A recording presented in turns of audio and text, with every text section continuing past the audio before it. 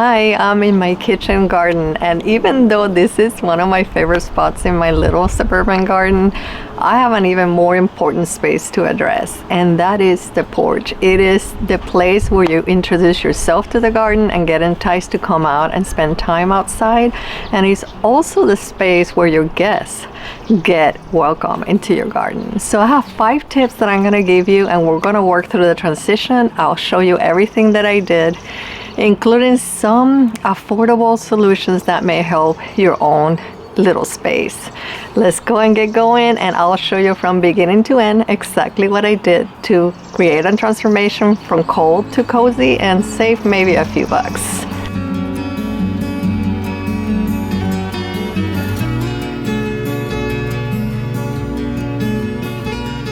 One of the biggest changes that you can make is with the flooring. Believe it or not, when you step outside, that is the first thing you look at, because you look down to step over the threshold and go into your backyard. So having a floor that is really warm and welcoming is super important. That's where I'm going to start mine. But there is an affordable way that you could do it without changing the tile. I will show you the tile that I'm going to change, which I really love. I'm super excited to be doing this. But I also show you an alternative that you can do to make a shift in your own little area. I also will talk to you about the layout of that porch and how you introduce the inside to the outdoors on a way that is not so harsh. This is the area that I'm going to be working on, and you can tell the tile is really bland, it's in bad shape, and it doesn't tell a story. Unlike the mosaic, this natural mosaic stone looks so much warmer and inviting, and I think I'm going to be adding it to both the top and the vertical piece. I'm going to take it all the way to the wall so that it's very cohesive and attaches to the house, so it looks like it's part of the home and it wasn't an addition. This stone is a little gray and cooler in color, so I'm using the grout that I used on the larger tile on the patio to warm it up a bit, so you can look at grout colors to see what works best. Now, if you cannot redo your floor, use a rug. A small rug adds a lot, and maybe it's not a tiny rug that is just right there at the exit. Make it be a larger rug so it takes the space and tells a story when you come out. I think that this layout is going to work so much better, and at the end, it is really warming up the space. Texture brings so much to a space. One other thing that I do think of is the layout of how that porch is. So it's not just some steps that take you down into your patio. In suburban gardens, we have that area outside where you have to step down many times, and I wanted something that was very transitional. It felt like a porch because of the size of the landings that I created. Make the steps feel like a room versus just stairs that you gotta go through to get into your space. Making that first step where they're grouting right now feel like a landing, it makes it feel like a room. It makes it feel much more cozy of an invitation.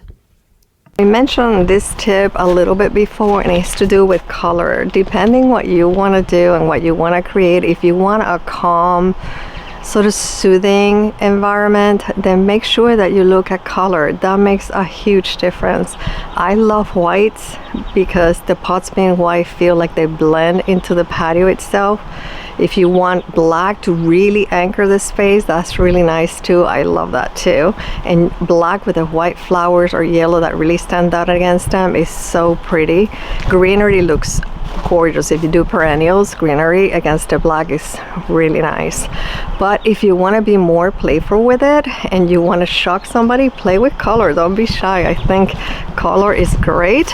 My yard is really tiny, so I try to just use a lot of white in it as the basis with some blacks as accents throughout. When I want the pots to disappear, I use black on mine, but I like the white because it blends and it's not too much of stopping all over the tiny yard. When you have a tiny yard, I like to keep it as simple as possible and let the plants stand out. I will be using the white pots that are different textures but all the same color, and then on the left side I have a more natural color and texture, and that links again to the natural bamboo little corner that I have. I think this will bring it all together. And it makes the greenery that I'm using, the perennials, stand out a bit more. If I'm doing pots that are all one color, even if you have a lot of color, if you want to create a really cozy, warm space, sometimes it can be just kind of cold looking. So adding an extra texture would be really nice. And I did that with my screen and where I hold my bamboo sticks. There's really inexpensive ways to do it. Just look for a screen or something that adds texture and interest and takes your eye from everything being all the same. It really kind of gives you a break visually, and it adds a lot of interest and coziness to the space. Sometimes we forget our porch is part of our garden. It's not separate, it's where the garden starts. And when you take the time to layer your containers and make it feel good to arrive, it changes how the whole space feels. I found just a hamper that is natural and placed all my bamboo sticks there back in a corner because I don't want anybody taking an eye out. So it is back in the corner where you cannot get hurt. And this little corner adds so much. And when I use the bamboo sticks, it still looks really nice in there.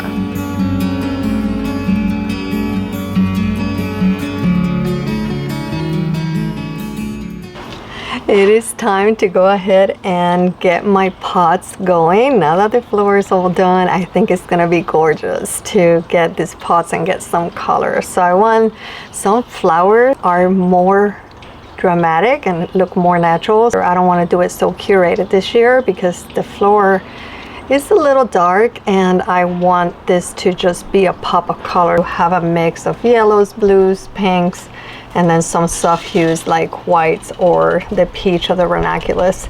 These ranunculus have been waiting to be planted for a while, so they don't look the best, but I'm going to go ahead and use them. And I have a decorative oregano that I dug from somewhere else, and I'm gonna use it. I hope that it makes it because it's been out of the ground for a while. But I have mainly a lot of pansies. Some are larger, like this beautiful burgundy one that has that dark center. It's gorgeous. And then I have some smaller ones that you see me plant in some of the beds that give a lot of texture.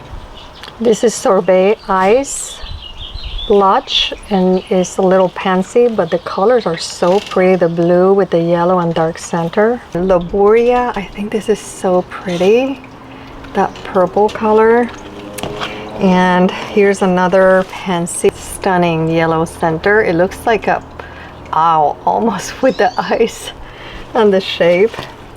And then I have some, I don't know how you pronounce it, but I love these, like soft yellow with the purpley center. Stunning. And the other one have such a pretty, they have a little bit of height, which is kind of in the middle of that because I need some things that have a little bit of height, so both of these will add some height. And here's one that I found that has two plants. This has a white and a pink in one pot, which is great. I'm gonna see if I can divide them and use them both. This is Bacopa pink, B-A-C-O-P-A. And look at that color, is stunning. So pretty. So that's about it that I'm growing in here, I think. And then I'm gonna add to one of the pots this one. This is an Arabia Catwalk white, and I just love the texture of the white, so I need to clean it up. We have some dead leaves in there. It's called Rock Crest Catwalk White, and the texture on it is stunning, so I think I'm gonna try to plant this. I do have to prepare all the pots, get some compost on them. I like to use compost even on my pots because I think it helps the flowers to flower even more.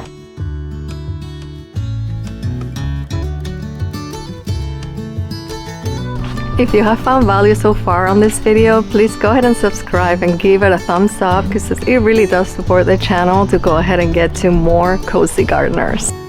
This is one of the most important tips I can provide you, and what I do is frame past the steps or the porch that you're creating. Look outside of that zone.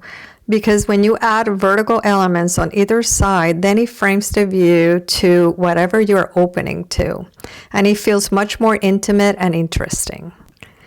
I like to add one texture on one side, but then a plant like this climbing hydrangea that moves with the wind. It just makes for a very sort of soothing effect in the space.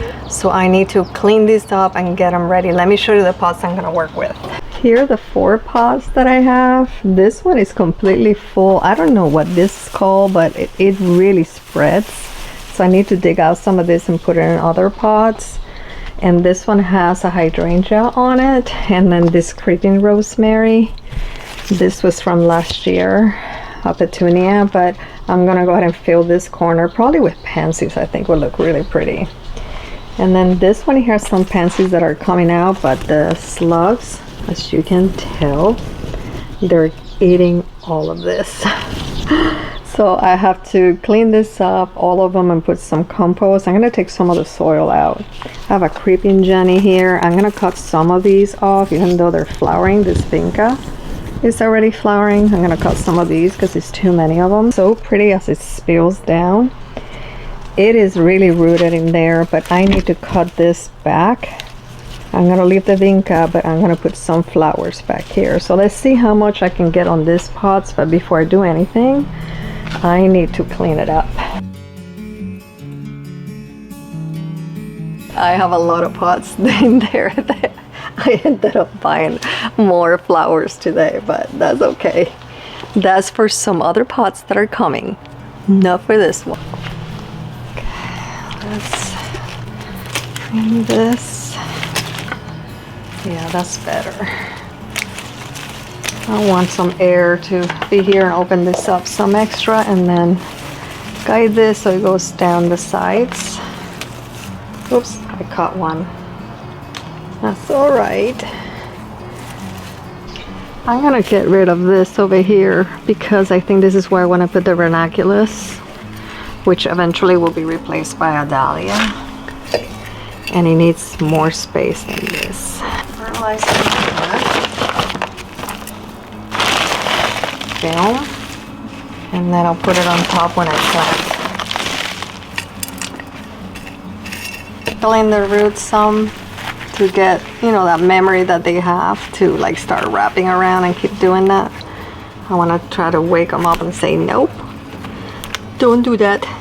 I think I'm going to do this pink one in the center, and then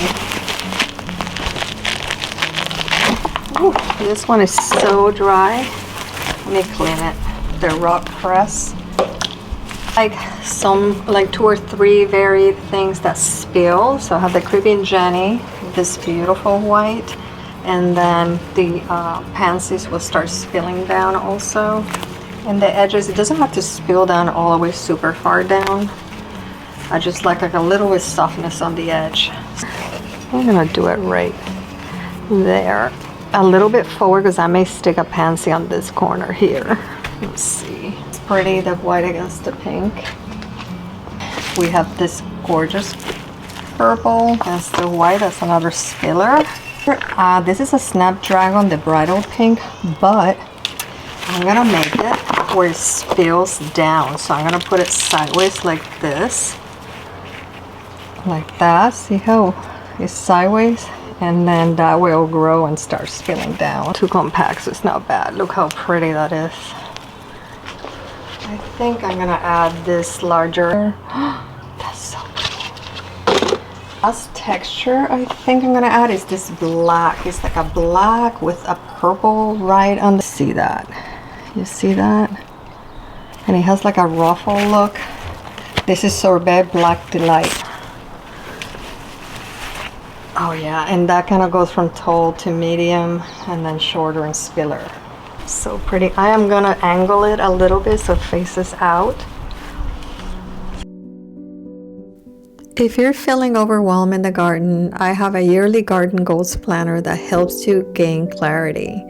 It helps you plan, but also be conscious so that you have a purpose and you just stop guessing and wasting time or money.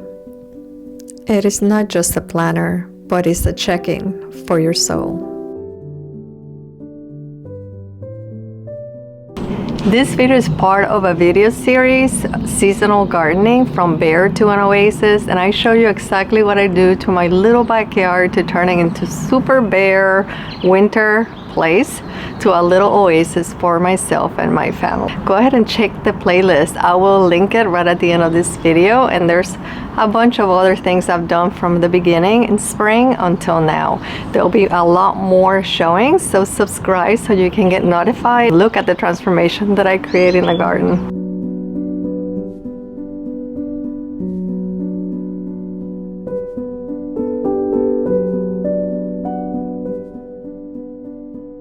I'm gonna clean this one up. I'm gonna just cut all of these extra ones that are growing in.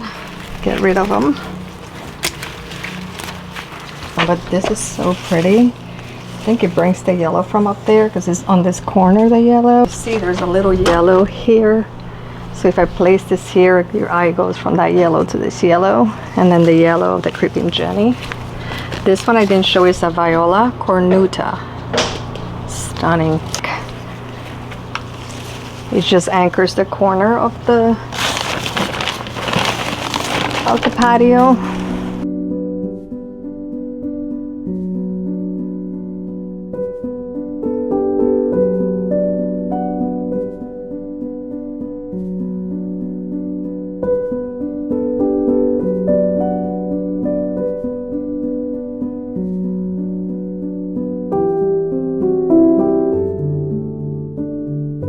Okay, this one I'm going to remove some of the soil and just keep textures on the edge because this is getting wide.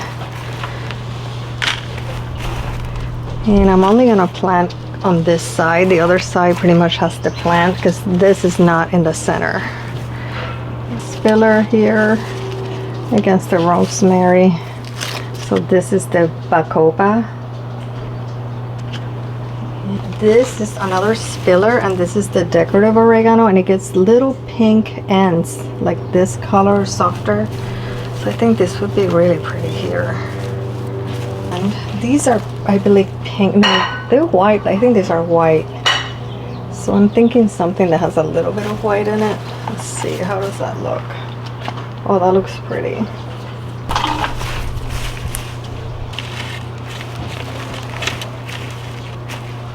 When it comes to the flowers that I use throughout the containers, I like to use flowers that I use throughout the garden. It tells a story that it is the same throughout this tiny space. And then the perennials add another sort of layer of interest in the garden.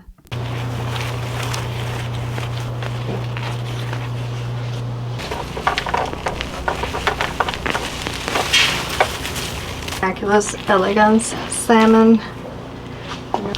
I'm going to do another one of this color because it's over there, and another one of this so that it goes down a little bit. It's a little high, so let's rip another chunk of this. The white and pink. I'm going to put it there, yeah.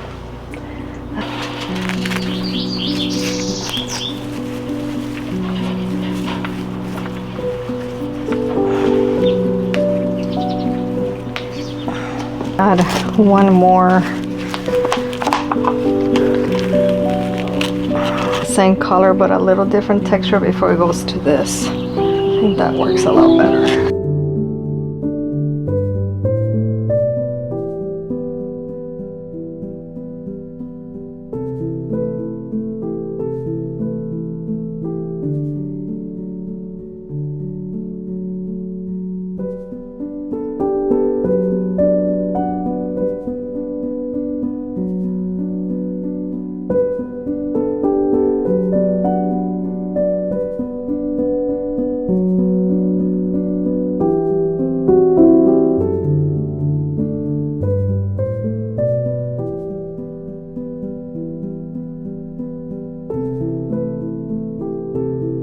I added one of these round bamboo pieces, and then I did two crossing each other here, and I placed a little twine on the top just to get this to be stable. And it's not holding anything, it's just sort of framing this hydrangea, which I think brings a lot of interest, and then it makes everything jump from the screen to here. You can see how this adds a lot of height, and it repeats the bamboo texture that's here. I added a little wire basket here for some black, but it sort of frames this really nicely, which I like because all of my pots are white and they have different textures, which is warm, but I think it really helps to bring everything together. You don't need a huge budget or fancy plans to make it feel like home. Just a few smart design choices, some perennials that stick with you, and suddenly it's not just a porch, it's a welcome. Continue to garden for your body, mind, and soul.